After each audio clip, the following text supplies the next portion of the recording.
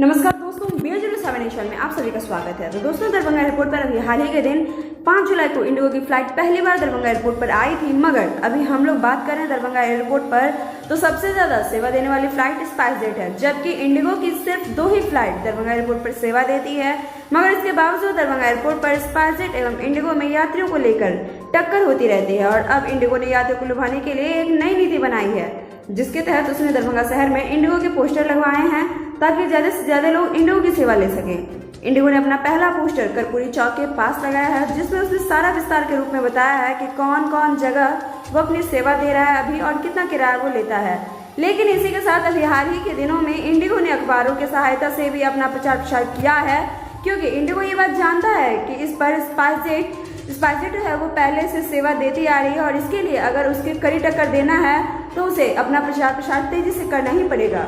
वहीं हम आपको बता दें कि हम जब यात्रियों से बात किए तो जो इंडिगो की सेवा ले लिए हैं उनका ये कहना था कि इंडिगो से सफ़र करना यादगार रहा, बहुत ही अच्छी फ्लाइट सेवा थी। और इसी के साथ उन्होंने ये भी कहा कि जितना बेस्ट प्राइस दिखाया गया था, जबकि 4000 से ज़्यादा गिराया था, और अब आने वाले दिनों में उम्मीद किया जा सकता है कि जिस तरह से स्पाइसजेट की बहुत सारी फ्लाइट है जो दरभंगा एयरपोर्ट पर सेवा देती है, और उसी तरह इंडिगो भी अपनी बहुत सारी फ्लाइटों को दरभंगा एयरपोर्ट पर सेवा दे सकती है।